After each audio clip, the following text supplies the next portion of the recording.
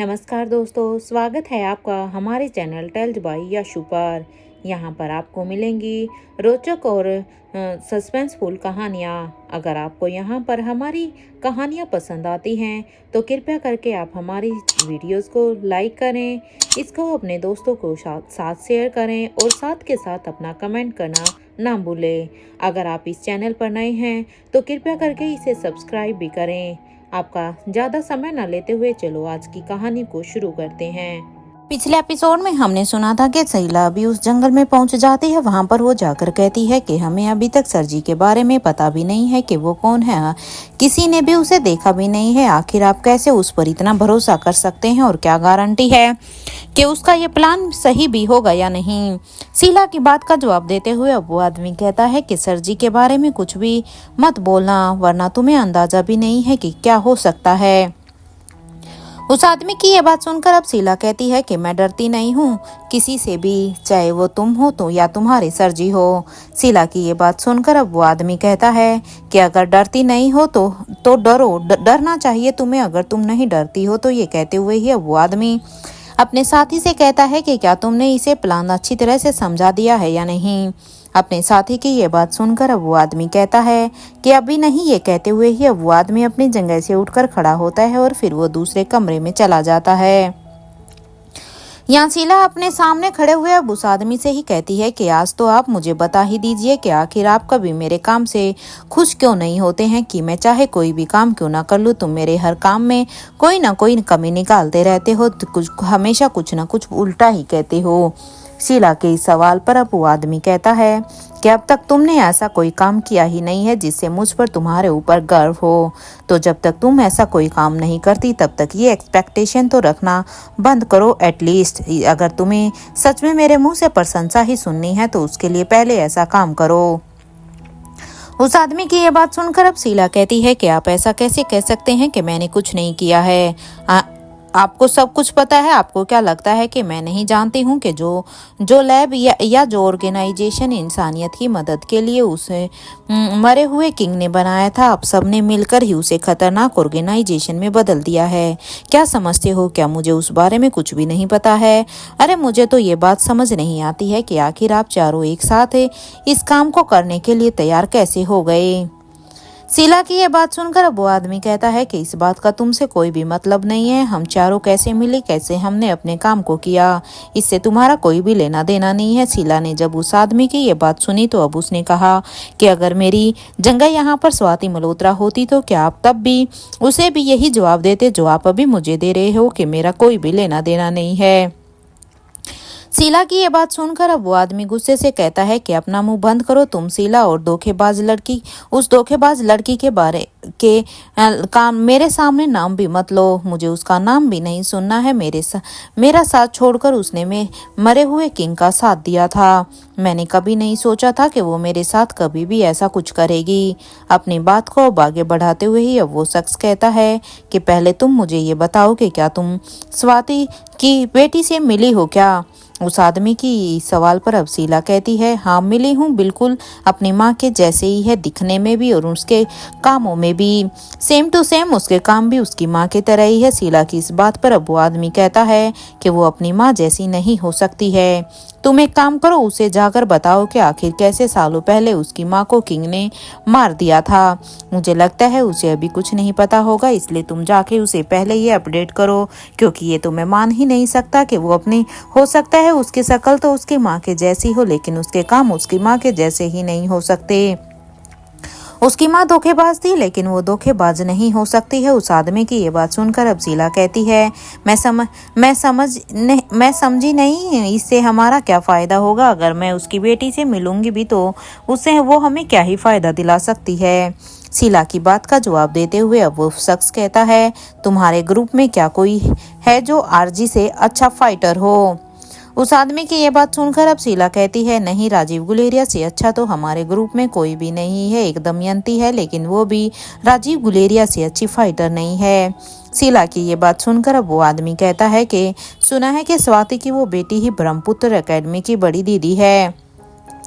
अगर वो ब्रह्मपुत्र एकेडमी की दीदी है तो उस सोचो ना वो एक कितनी अच्छी फाइटर होगी। उस आदमी की ये बात सुनकर अब शीला कहती है, हाँ वही है, मैंने भी सुना है कि वो उस ब्रह्मपुत्र एकेडमी की दीदी वही है।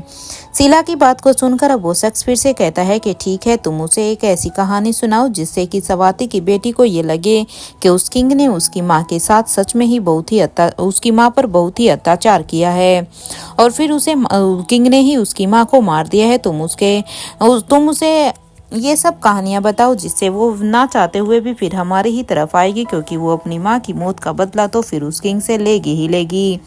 मुझे पूरा यकीन है कि स्वाति की बेटी अपनी माँ की मौत का बदला उस नए किंग से लेने के लिए फिर हमारे साथ जरूर ही आएगी और फिर हमें बड़ी ही आसानी से हमारे लोग मिल जाएंगे। हमें हमारी टीम में जो जो कमियां हैं वो सब पूरी हो जाएगी सिर्फ स्वाति की बेटी के हमारी टीम में आने से।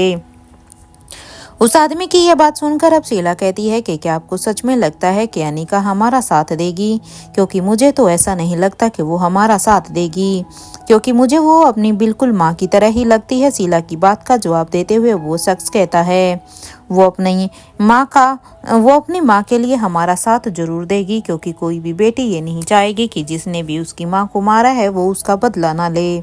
उस शख्स की बात को सुनकर अब शीला कहती है कि वो तो ठीक है, लेकिन उस किंग तक पहुंचने से पहले अनिका को ब्लैक कैट का सामना करना होगा, क्योंकि ब्लैक कैट के बारे में तो कोई भी नहीं जानता है कि वो क्या है, कैसी है। और ये तो सभी जानते हैं कि किंग के साथ ब्लैक कैट उसकी सिक्योरिटी के लिए रहती ही है, तो अनिका को सबसे पहले फिर ब्लैक कैट से ही लड़ना होगा। आपको क्या लगता है ये अनिका उस ब्लैक कैट का सामना कर पाएगी या नहीं? शीला की यह बात सुनकर अब वो आदमी कहता है कि तुम उसकी चिंता मत करो, पहले स्वाति की बेटी को ब्लैक कैट के सामने तो आने दो, फिर देखते हैं क्या होता है क्या नहीं होता है, कि ब्लैक कैट ज्यादा पावरफुल है या फिर अनिका। लेकिन हाँ, एक बात तुम याद रखना कि उसके सामने तुम्हें उसके मरे हुए किंग को बुरा बनाना होगा, क्योंकि तुम्हें किंग के बारे में ही उल्टा सीधा कहना होगा, तभी वो उस नए किंग से बदला ले पाएगी। और हाँ, अपनी जुबान पर थोड़ा सा कंट्रोल रखना, कहीं उसको मैनिपुलेट करने के चक्कर में कहीं तुम उसकी माँ के बारे में ही कुछ तुम्हारी जुबान उल्टा सीधा ना बोल दे। एक बार बस वो नए किंग तक पहुंच जाए। उस आदमी की ये बात सुनकर अब शीला कहती है कि आप चिंता मत कीजिए, उन लोगों को छुड़ाने के लिए तो अब हमारे पास काफी सारे प्लान है। अब की बार तो हमारा कोई ना कोई प्लान सक्सेस हो ही जाएगा। अगर हमारा कोई एक प्लान फेल होता भी है तो दूसरा तो हमारे लिए ऑलरेडी तैयार ही है। शीला और वो आदमी बात कर ही रहे थे कि तभी अंदर से अब वो दूसरा आदमी आते हुए ही कहता है, अरे यार, आजकल तो मुझे कुछ याद ही नहीं रहता है। उस आदमी की अब ये बात सुनकर उसका साथी कहता है कि मुझे तो समझ में ही नहीं आता है कि आखिर उससे मरे हुए किंग ने तुम्हारे साथ किया क्या है, जो तुम्हें कुछ भी याद ही नहीं रहता है। तुम बार बार क्यों भूल जाते हो? तुम ये मत भूलो कि हम तीनों में सबसे ज्यादा तुम ही इस दुनिया के सामने रहे हो। अपने साथी की ये बात सुनकर अब वो आदमी कहता है कि अरे, अगर मुझे पता होता तो क्या मैं अपना इलाज नहीं करवाता क्या? मुझे तो खुद आज तक समझ में नहीं आता है कि सच में मेरे साथ क्या हुआ। खैर छोड़ो इन सभी बातों को, ये देखो मुझे उसे गांव का नक्शा मिल गया है। ये कहते हुए ही अब वो आदमी अपने सामने रखे हुए टेबल पर अब उस नक्शे को खोल देता है। तो वहीं अब शीला और उसका वो साथी दोनों ही अब वहां पर आ जाते हैं। यहाँ वो आदमी अब शीला को सर्जी का पुराना प्लान अच्छी तरह से समझाने लगता है। थोड़ी ही देर के बाद अब वो शीला से कहता है, तुम्हें कोई कंफ्यूजन तो नहीं है इस प्लान में? अगर सच में तुम्हें कोई अभी भी कंफ्यूजन हो या तुम्हें कोई बात अच्छे से जाननी हो तो तुम अभी के अभी पूछ सकती हो, क्योंकि अभी हम सिर्फ इसी के ऊपर ही डिस्कशन कर रहे हैं। उस आदमी की ये बात सुनकर अब शीला कहती है, आप चिंता मत कीजिए, ये प्लान सच में ही बहुत ही अच्छा है। मुझे पूरा भरोसा है कि इस बार जीत हमारी ही होगी, क्योंकि अब की बार तो मुझे ये प्लान इतना सॉलिड लग रहा है कि मुझे तो पहले ही अब लगने लगा है कि इस बार हम ही जीतेंगे। अब की बार ये प्लान जरूर ही सक्सेस होगा। शीला और वो आदमी दोनों ही बात कर रहे थे कि तभी शीला और उस आदमी के कानों में वो आवाज आती है। वो दोनों उस आवाज की तरफ देखते हैं तो उनके साथ का वो आदमी अपने हाथ की उंगलियों को टेबल पर टैप कर रहा था। ये देखकर तो अब शीला कहती है कि मुझे समझ में ही नहीं आता है कि आखिर आप हमेशा ही ऐसा क्यों करते रहते हैं। आप अपने हाथ की उंगलियों को ऐसे किसी भी चीज पर टैप करते क्यों रहते हो? आखिर ऐसा क्या है? शीला की बात का जवाब देते हुए वो आदमी कहता है, रहने दो तुम स्वाति नहीं हो। अगर वो होती तो अब तक का समझ जाती। ये तुम्हारी समझ में नहीं आएगा। उस आदमी की ये बात सुनकर अब शीला कहती है, अगर इतनी ही समझदार थी वो तो उसने आपका साथ क्यों नहीं दिया। मैं बहुत सुन चुकी हूँ स्वाति की, लेकिन सच में अगर वो इतनी ही समझदार थी तो फिर वो तुम लोगों से दूर क्यों हुई। शीला की यह बात सुनकर अब वो आदमी कहता है कि तुम अपनी हद में रहो, अपनी हद मत बोलो, अपनी लिमिट को क्रॉस मत करो। एक बार बस मुझे करण के तीनों बच्चे चाहिए। उस आदमी की ये बात सुनकर अब शीला कहती है कि सिर्फ 2 ही जिंदा है, अनिका और आकाश। शीला की ये बात सुनकर अब वो आदमी कहता है कि ये कैसे पॉसिबल है, क्योंकि तुमने तो उस अंजलि रायचंद के दोनों ही बच्चों को मार दिया था ना। तो फिर ये कैसे पॉसिबल है कि उसका एक बच्चा अभी भी जिंदा है और दूसरा नहीं। आखिर ऐसा कैसे हो सकता है। उस आदमी की ये बात सुनकर अब शीला भी सोच में पड़ जाती है कि जब उसने उसके दोनों ही बच्चों को मार दिया था तो अभी तक आकाश जिंदा कैसे था। शीला को अभी इतनी गहराई में सोचता हुआ देखकर अब वो आदमी कहता है, मुझे नहीं पता, तुम सच का पता लगाओ, क्योंकि मुझे अभी भी शक है अगर वो आकाश जिंदा है तो वो बच्ची भी जरूर ही जिंदा होगी। क्योंकि अगर सच में दोनों बच्चों के मारे जाने पर भी एक बचा है तो डेफिनेटली दोनों ही जिंदा बच गए होंगे। जाओ जाकर ढूंढो उसे, आखिर वो दुनिया के किस कोने में अभी भी है, क्योंकि ऐसा हो ही नहीं सकता, वो जरूर ही जिंदा होगी। उस आदमी की ये बात सुनकर अब शीला कहती है, मैं मानती हूँ कि उस वक्त मुझसे एक गलती हो गई थी। मुझे लगा था कि अंजलि के दोनों बच्चों का पिता राजीव गुलेरिया है, इसलिए ही मैंने उसके बच्चों को मारने की कोशिश की थी। शीला की यह बात सुनकर अब वो आदमी कहता है कि तुम बेवकूफ़ हो। अगर वो राजीव के बच्चे भी थे तो तुम्हें उन्हें हमारे पास ही लेकर आना चाहिए था, ना कि उनको मारने के लिए खुद ही कोई भी स्टेप उठाना चाहिए था। तुम एक बेवकूफ़ हुई औरत हो। काश उस समय तुम कोई ढंग से सोच पाती और ढंग से कोई काम कर पाती। तुम्हें अंदाजा भी नहीं है कि उसने करण और राजीव के बच्चे का कितना ही इंतजार किया है। उस आदमी की यह बात सुनकर अब शीला कहती है कि ये बात आपको मुझे पहले बतानी चाहिए थी ना, अगर ऐसा था तो। खैर अब छोड़ो, मेरे ख्याल से अब मुझे यहाँ से चलना चाहिए, क्योंकि अब पुरानी बातें करने का कोई भी फायदा नहीं है, क्योंकि ये बातें कितने साल पुरानी है। ये कहते हुए ही अब शीला टेबल पर रखा हुआ वो मैप उठाती है और फिर उसे रोल करते हुए उसे अपने हाथ में रख लेती है। और अब वो कहती है, अब मेरे ख्याल से मुझे यहाँ से चलना चाहिए, वैसे भी मुझे बहुत सारी तैयारियां करनी है। ये कहते हुए ही अब शीला उस घर से बाहर निकल जाती है। यहाँ घर के अंदर अब एक आदमी अब अपने साथी से कहता है कि तू हमेशा इस पर नाराज ही क्यों रहता है, तू कभी भी इससे सीधे मुंह बात क्यों नहीं करता। अपने साथी की बात को सुनकर अब वो आदमी जो हमेशा से ही शीला से उठपटांग बात करता है वो कहता है कि इसकी बेवकूफ़ियों की वजह से, क्योंकि इसे अपने ऊपर इतना ओवर कॉन्फिडेंस होता है ना कि उसी ओवर कॉन्फिडेंस की वजह से ये कोई ना कोई बेवकूफ़ी कर बैठती है। इसकी बेवकूफ़ियों के कारण ही मुझे पता नहीं क्यों अपने आप ही गुस्सा आ जाता है। अगर इसकी जगह स्वाति मल्होत्रा होती ना तो आज हम कहाँ के कहाँ पहुँच गए होते। लेकिन अफसोस हमारा बैड लक कि वो हमारे साथ नहीं है। मुझे तो समझ में ही नहीं आता कि आखिर इसे ज़रूरत ही क्या थी अंजलि के बच्चों को मारने की। इसे अंदाज़ा भी नहीं है कि राजीव और करण के बच्चों का इस दुनिया में आने का कितना इंतज़ार किया था हमने। अपने साथी की अब बात का जवाब देते हुए वो आदमी कहता है कि तुम चिंता मत करो, राजीव के ना सही लेकिन हमें करण के बच्चे तो मिल ही जाएंगे, क्योंकि वो तो अभी इस दुनिया में हैं ही। हमारा तो काम उससे भी हो ही जाएगा। तुम्हें जो सालों पहले ड्रग बनाया था उसका असर देखने के लिए ही तो हमने राजीव और करण के बच्चे चाहिए थे। अपने साथी की ये बात सुनकर अब वो आदमी कहता है कि मैं तो सबसे पहले स्वाति को ही वो ड्रग देना चाहता था, लेकिन उसने मुझे कन्विंस कर लिया और उस वक्त मैंने सिर्फ 2 ही डोज बनाई थी।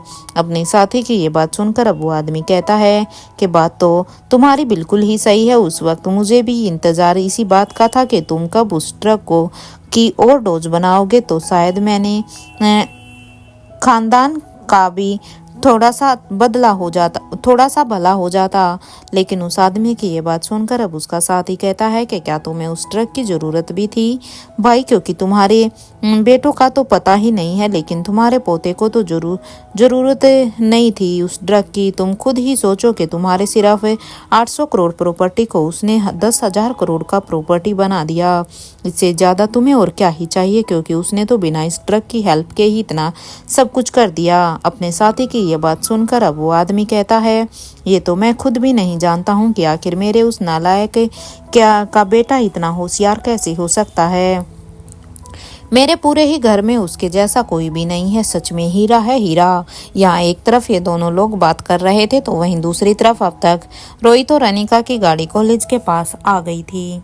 कॉलेज के पास आने के बाद अब रोहित ने अपनी गाड़ी को एक लोकेशन पर रोकते हुए कहा कि अब तुम्हें यहाँ पर उतर जाना चाहिए। अनिका रोहित की ये बात सुनकर अब अनिका भी हाँ में अपना सिर हिला देती है, क्योंकि वो भी नहीं चाहती थी कि यहाँ पर उन दोनों को एक साथ कोई भी देखे और कॉलेज में किसी भी तरह की कोई भी बात हो। और अब अनिका भी गाड़ी से नीचे उतर जाती है। रोहित अब उसे कहता है कि टेक केयर अनिका। रोहित की इस बात पर अब अनिका भी कहती है यू टू मिस्टर मारवा। अनिका की बात को सुनकर अब रोहित अपनी गाड़ी को अब आगे बढ़ा लेता है और यहाँ पर अनिका भी पैदल ही कॉलेज की तरफ जा रही थी। कुछ ही देर की वॉकिंग डिस्टेंस के बाद अब अनिका कॉलेज में पहुंच जाती है तो वो देखती है कि सामने कैल्विन और मोनिशा के बीच में अब बहस हो रही थी। दोनों ही पता नहीं किसी बात के ऊपर एक दूसरे से बहस रहे थे। अनिका अब उनको बहसता हुआ देखकर अब अनिका उनके पास जाती है और अब वो उनसे पूछती है कि क्या हुआ है तुम दोनों को तुम दोनों ऐसे बहस क्यों रहे हो? क्या हमेशा तुम कुत्ते बिल्ली की तरह लड़ते रहते हो? अनिका को सामने देखकर अब मोनिशा की आंखों में एक चमक सी आ जाती है और अब वो उसे एकदम से हक करते हुए कहती है, ओ आर्या माय डार्लिंग, कहाँ थी तुम? अब तक कितने दिन हो गए हैं? मोनिशा की ये बात सुनकर अब अनिका कहती है वो थोड़ा सा पर्सनल लाइफ में थोड़ा सा बिजी हो गई थी, इसलिए कॉलेज नहीं आ पाई, मैंने लीव ले रखी थी। अनिका की इस बात को सुनकर अब कैल्विन भी कहता है कि तुमने एचओडी को लीव एप्लीकेशन तो दी थी ना। कैल्विन की ये बात सुनकर अब अनिका हाँ में अपना सिर हिला देती है और अब वो कैल्विन से कहती है तुम दोनों किस बात पर बहस रहे थे, क्या मुझे वो बात बताओगे? अनिका के इस सवाल पर अब कैल्विन कहता है आर्या नेक्स्ट मंथ कॉलेज के फाउंडेशन डे है, बस अभी उसी की ही प्रिपरेशन में लगे हुए हैं और मैंने उसके लिए एक प्ले में पार्टिसिपेट भी किया है। तो मैं मोनिशा से कह रहा था कि उसे मेरी पार्टनर बनना चाहिए। मैं कब से इसे मनाने की कोशिश कर रहा हूँ लेकिन वो मना कर रही है। कैल्विन की ये बात सुनकर अब अनिका कहती है कि प्ले कौन सा है? अनिका के इस सवाल पर अब कैल्विन कहता है कि रोमियो जूलियट का। And you know what Arya, मुझे रोमियो का रोल मिला और मैं इसे मोनिशा से कह रहा हूँ कि ये जूलियट का रोल प्ले करे, लेकिन वो मना कर रही है, वो मान ही नहीं रही। बताओ मैं इसे अब कैसे मनाऊं?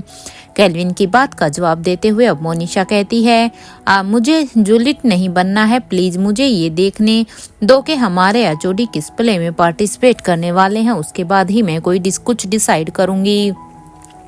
क्योंकि जब तक मुझे अपने एचओडी के बारे में कुछ भी पता नहीं चलता तब तक मैं किसी भी प्ले में किसी भी चीज में पार्टिसिपेट नहीं करने वाली हूँ। और हाँ, अगर तुम्हें अपने लिए जूलियट चाहिए तो तुम आर्या से ही बोल दो ना, वो बन जाएगी तुम्हारे लिए जूलियट। मेरे ही पीछे क्यों पड़े हुए हो?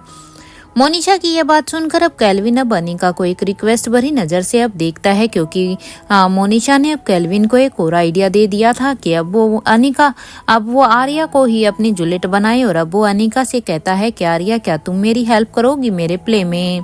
कैल्विन की इस रिक्वेस्ट पर अब अनिका कहती है कि मैंने कभी एक्टिंग नहीं की है कैल्विन, और शायद मैं ठीक से तुम्हारे साथ परफॉर्म भी नहीं कर पाऊंगी।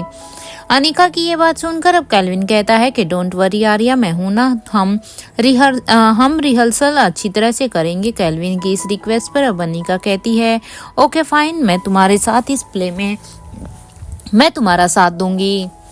अनिका की ये बात सुनकर अब कैल्विन इतना खुश हो गया था कि अब उसने अनिका को एकदम से ही जोर से हक कर लिया। एक पल के लिए वो भूल गया था कि वो क्या कर रहा है और अब उसने अनिका को हक करते हुए कहा कि Arya thank you so much. मैं तुम्हें बता नहीं सकता तुमने मेरी कितनी बड़ी प्रॉब्लम को जस्ट सेकंड में ही सॉल्व कर दिया। You are awesome and thank you for becoming my saviour. Calvin के इस गेस्चर को अब अनिका समझ रही थी, इसलिए अब वो उसे कहती है कि it's okay, it's all right. Anika की इस बात को सुनकर अब कैल्विन उसे अलग होता है और अब वो मोनिशा से कहता है अब तुम जाओ अपने उस एचओडी के पास ही। वैसे तुम्हें क्या लगता है, क्या तुम्हारा एचओडी किसी प्ले में पार्टिसिपेट कर सकते हैं? बताओ मोनिशा, तुम्हें क्या लगता है? कैल्विन के इस सवाल पर अब अनिका हैरानी से पूछती है कि आखिर कितने प्ले होने हैं इस फाउंडेशन डे के लिए। अनिका के इस सवाल पर अब केल्विन कहता है कि वो तो आर्या मुझे भी नहीं पता है, लेकिन हाँ बहुत सारे ही होंगे।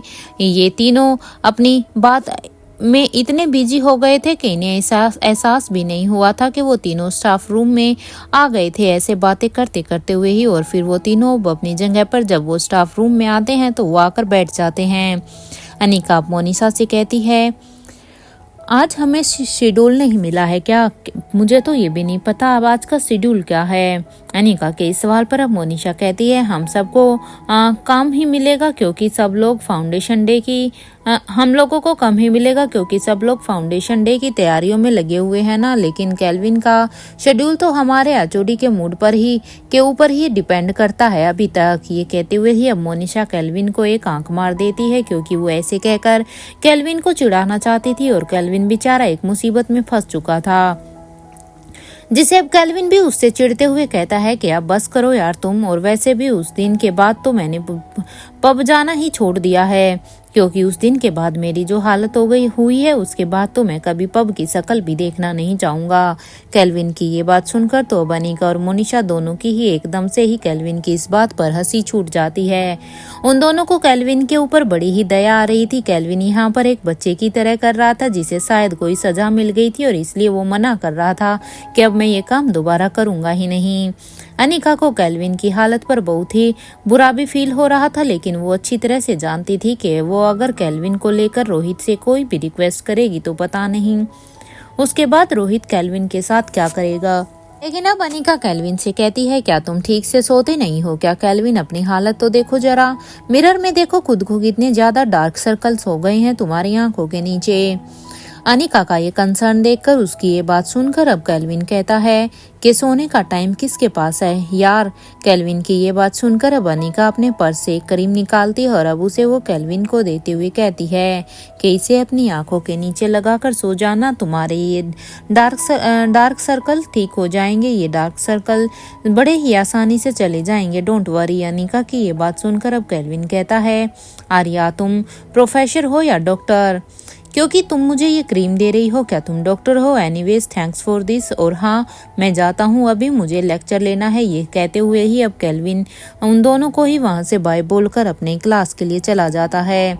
या मोनिशा अभी भी कहती है कि क्या हमें एचईडी से रिक्वेस्ट करनी चाहिए आर्या कि वो अब केल्विन को कुछ दिनों के लिए फ्री लेक्चर दे दें, क्योंकि मोनिशा भी यहाँ पर अनिका से कहती है क्योंकि अब उन्हें भी लगता है कि सच में केल्विन के साथ बहुत ही ज़्यादा हो रहा है, क्योंकि वो उन दोनों का ही फ्रेंड अच्छी तरह से था। हालांकि उसके सामने मोनिशा उसे चिढ़ाती रहती थी, लेकिन केल्विन की जो हालत थी उसके ऊपर उसे भी बड़ी ही दया आती थी। इसलिए अब मोनिशा रोहित के पास जाकर उसकी इस पनिशमेंट को कम करने के लिए सोचती है। मोनिशा की ये बात सुनकर अब अनिका कहती है, अभी तो तुम उसके मजे ले रही थी मोनिशा, और अब हो के तुम्हें उसके ऊपर दया आ रही है कि तुम उसके बिहाफ से न्यू एचओडी के पास रिक्वेस्ट लेकर जाने वाली हो। यार मुझे तो तुम्हारा ये समझ में ही नहीं आता। अनिका की ये बात सुनकर अब मोनिशा कहती है कि यार काफी टाइम हो गया है, वो तो बस मैं उसे चिढ़ाने के लिए कह देती हूँ। चलो तुम मेरे साथ आओ, हम दोनों ही एचओडी को एक एप्लीकेशन लिखेंगे जिसमें मेरे साथ तुम्हारे साइन भी होंगे।